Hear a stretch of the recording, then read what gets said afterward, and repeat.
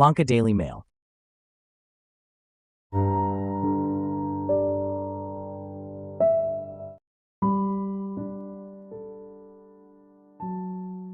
මම දැස් නොපියවා සිහින දකින්නයක්. මගේ පොතක් කියන්නෙම ඒ දැස් නොපියවා දුටු සිහිනයක්. මම පළමුවෙන්ම දැස් නොපියා සිහින දකින්නට පටන් ගන්නේ 2010 දී. ඒ ආදරය ඇබින්දක් නම් කාව්‍ය සංග්‍රහයෙන්. 2014 දී මම නැවතත් සිහිනයක් දකිනවා. ඒ නාඳුනන ප්‍රේමතා නමින් නම් කරනවා. එයත් කාව්‍ය සංග්‍රහයක්. ඒ කාව්‍ය සංග්‍රහයන් දෙකේදීම මම උත්සාහ කරන්නේ කාන්තාවක් යන හුදු ගර්භාෂයක් පමණක් නොවන බව මේ සමාජයට තේරුම් කර දීමට.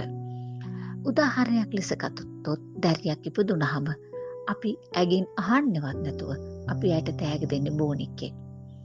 ඉතින් ඒ දැරිය කැමති වුණත් අකමැති වුණත් ඒ බෝනික්කට කැමති වෙනවා. ඒ බෝනික්ක නාවනවා, කවනවා, පෝනවා, ඇඳුම් මාරු කරනවා.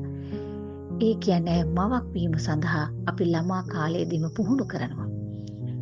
ඉතින් මට උවමනා වෙනවා කාන්තාවක් කියන්නේ හුදු ගර්භාෂයක් නොව පමණක්ම නෙවෙයි. ඇයත් මිනිසෙක් සහ ඇයටත් පිරිමින්ට සේම ආශා අපේක්ෂා සහිත ජීවිතයක් උරුම බව. ඇය ඇගේම ලෝකයක් ගොඩනගා ගත යුතු බව.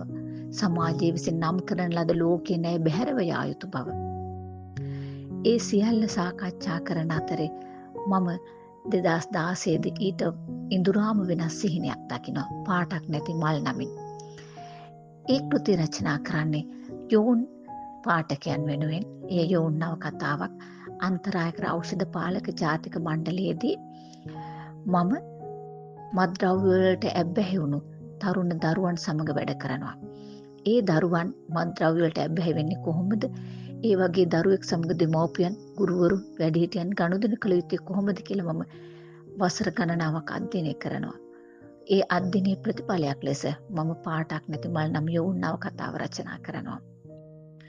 ඉන්පසු මම වෙනස්ම සිහිනයක් දකිනවා සමාජවාදී රාජ්‍යයක් පිළිබඳව. ඇත්තටම කිව්වොත් එහෙම ඉපැරණි සංඝ සමාජයේ තිබූ සමාජවාදී ගති ලක්ෂණ කොහොමද වැත්තෑවි හාමුදුරුවෝ බුද්ධිලකාවෙන් එලි දක්වන්නේ කියන එක සහ ඒ සංඝ සමාජයේ තිබුණු ස්වභාවය වර්තමාන සමාජයට ගැලපෙන්නේ කොහොමද කියන දේ පිළිබඳව මම සාකච්ඡා කරනවා. නමුත් මම 2023 දී නැවතත් මගේ පුරුදු මාතෘකාවෙන් සිහින දකින්න පටන් ගන්නවා. ඒ කාන්තාවන්ගේ විමුක්තිය නිදහස. මෙහිදී මම උත්සාහ කරන්නේ පුරුෂ විරෝධී සටනක් ගෙනියන්න නෙවෙයි. පුරුෂයන් සමගම කාන්තාවන්ගේ අයිතීන් හැඟීම් මනුෂ්‍යත්වය වෙනුවෙන් පෙනී සිටින්න.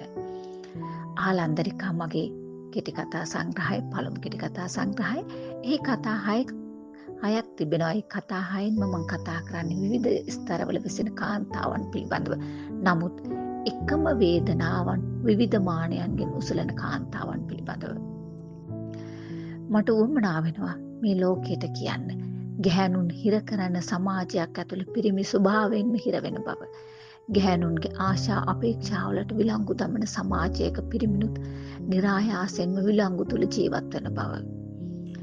කාන්තාවක් අද මොන විදිහේ වෘත්තියක් සිටියත්, ඇය වෛද්‍යවරියක් වුණත්, ඇය පාරේ පිරිසිදු කරන්නියක් වුණත්, ඇය වැසිකිලි පිරිසිදු කරන්නියක් වුණත්, ඇය විශ්වවිද්‍යාලයක මහාචාර්යවරියක් වුණත්, ඒ දෙදෙනාටම පොදු කාන්තාවන් වීම මගින් උරුම කරන ලද සමාජීය සංස්කෘතික වේදනාවන් රැසක් තියෙනවා.